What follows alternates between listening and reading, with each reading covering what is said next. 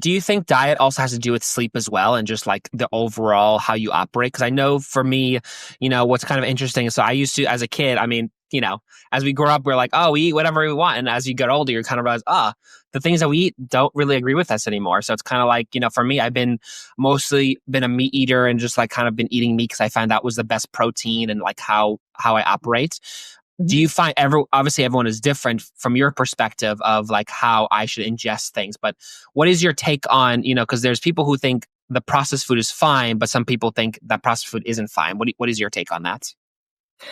So in terms of processed food, I usually like to recommend to people that they should shop on the outer aisle of the grocery store. And what I mean by that, that's where all your fresh food is.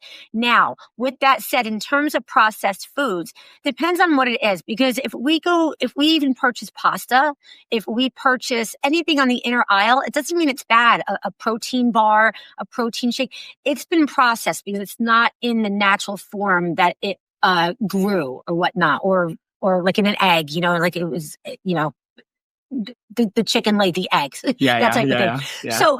So in terms of process, I like to say go whole foods, but I think that there's some amazing foods out there that have been altered from their original form that are packed with vitamins and minerals. And in certain instances, we're not always able to get fresh foods. So reading the labels, and knowing what you're eating and looking at the vitamins and so forth and the nutrition label, I think that's extremely important. Yeah. You mentioned that you're a big meat eater. Yes. Somebody close to me has been very successful on the carnivore diet recently. But yes, there's everybody has a different way of doing things. Yeah.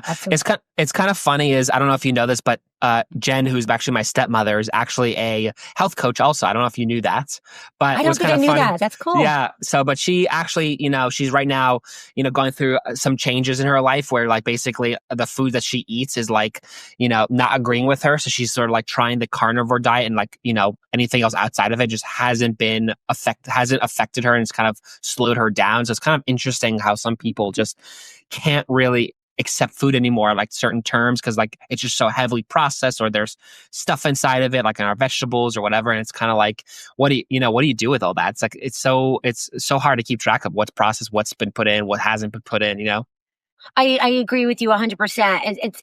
There's so many questions out there, and I'm hoping to see that the future will be brighter in terms of the questions that we have about foods being compromised and what's good for us and what isn't good for us. You and I might be aware of it, but in terms of people want the general person, they want the information. They want to know that what they purchase is healthy, and right. I think that that's super important.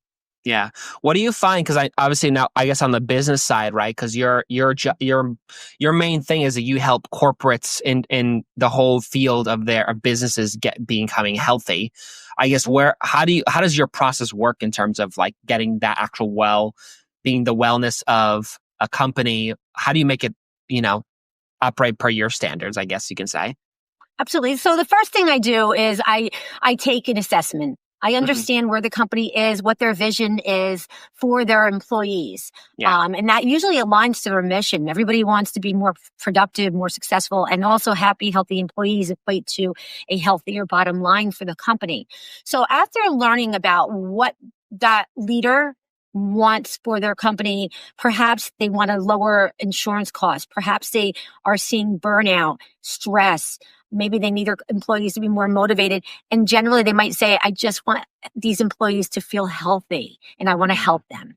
And so then at that point, what I typically do is, there's a couple of different things that I do is number one, we'll look to see, what their current situation is in terms of physical activity. Are they offering anything? Do they have a gym?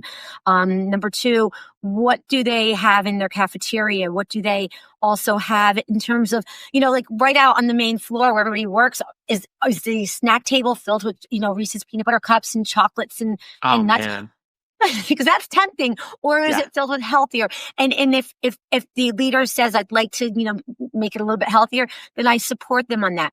But one of the biggest parts of my program is I run employee wellness challenges, and they are a lot of fun. So typically 4 in a year, focusing on nutrition, physical activity, mindfulness, getting through the stress of the holidays. And we make it fun and also slightly competitive, but in a way that it's gentle, whether it's you have a world-class athlete working at the company, Josh, or whether you have somebody who hasn't seen the gym since high school, it doesn't matter. It's about participation.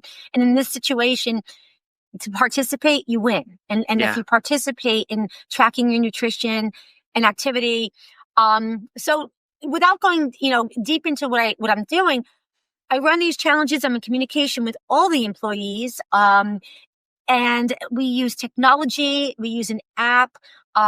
We have meetings, and then I run 6-week challenges throughout the year. So there's 4 of them. And then in between, I do trainings. I bring guest speakers in, and that's a lot of fun too. Right. There's one person who I will be collaborating with, and he is an Olympian, and a wrestler, and he is a jump rope specialist. He's one person. Just recently, I brought a yoga instructor in, who she's an international yoga instructor, and she does retreats. And I brought her into a company, and I did a mindset talk. So we focus on the different pillars of health: nutrition, mindfulness, as I mentioned, physical activity, and sleep, hydration. Yeah. And we make it fun because employees are busy. They want fun. They want something easy. They want accessible. We use an app, and it's been a lot of fun. This has been in practice for 12 years. I've been doing this for 2 years, and I partner with another company doing this.